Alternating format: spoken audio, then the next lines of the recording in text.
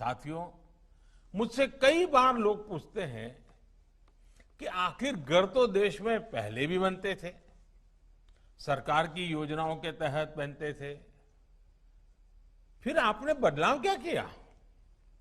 ये सही है कि गरीबों के लिए घर बनाने के लिए देश में दशकों पहले से योजनाएं चली आ रही है, बल्कि आजादी के बाद के पहले दशक से ही सामूहिक विकास कार्यक्रम के तहत ये काम शुरू हो गया था। फिर हर 10-15 साल में इस प्रकार की योजनाओं में कुछ जुड़ता गया, नाम बदलते गए, लेकिन करोड़ों गरीबों को जो घर देने का लक्ष्य था, जो एक गरिमापूर्ण जीवन देने का लक्ष्य था, वो कभी पूरा ही नहीं हो गया। कारण ये था कि पहले जो योजनाएं बनी थी उनमें सरकार हावी थी, सरकार का दखल बहुत ज्यादा था। उन योजनाओं में मकान से जुड़ी हर चीज का फैसला सरकार, और वो भी दिल्ली से होता था। जिसको उस घर में रहना था उसको कोई पूछता ही नहीं था। अब जैसे शहरों की ही तर्ज पर आदिवासी क्षेत्रों में ही कॉलोनी सिस्टम थोपने की कोशिश होती थी, शहरों जैसे मकान बनाने की ही कोशिश होती थी, जबकि हमारे आदिवासी भाई बहनों का रहन सहन शहर के रहन सहन से बिल्कुल अलग होता है, उनकी जरूरतें अलग होती है। इसलिए सरकार के बनाए घरों में उनको वो अपनापन कभी नहीं लगता था। इतना ही नहीं, पहले की योजनाओं में पारदर्शिता की भी भारी कमी थी, कई तरह की गड़बड़ियां भी होती थी। मैं उनके विस्तार में नहीं जाना चाहता।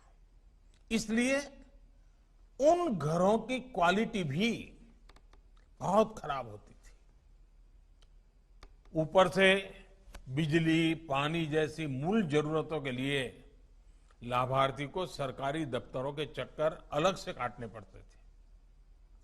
इन सबका नतीजा ये होता था कि उन योजनाओं के तहत जो घर बनते भी थे उनमें जल्दी लोग शिफ्ट ही नहीं होते थे, उनमें गृह प्रवेश ही नहीं हो पाता था।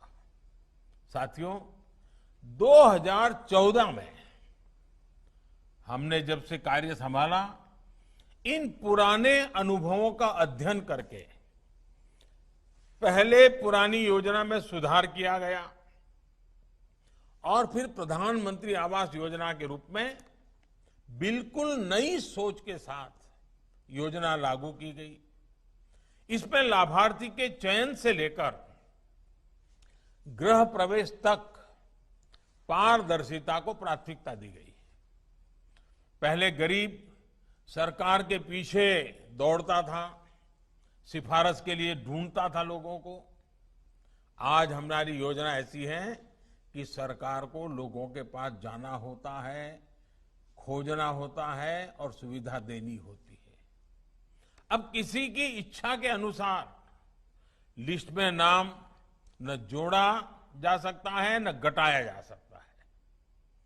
चयन से लेकर के निर्माण तक वैज्ञानिक और पारदर्शी तरीका अपनाया जा रहा है।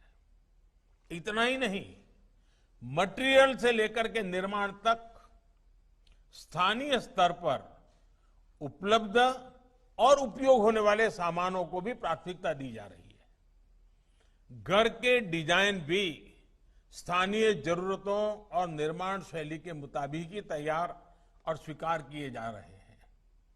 अब पूरी पारदर्शिता के साथ घर बनाने के हर चरण की पूरी मॉनिटरिंग के साथ लाभार्थी खुद अपना घर बनाता है। जैसे जैसे घर बनाता जाता है वैसे वैसे घर की किस्त भी उनके खाते में जमा होती जाती है। अब अगर कोई बेईमानी करके भी कुछ कोशिश करता है तो इसमें पकड़े जाने के लिए अनेक रास्ते भी बनाए गए हैं।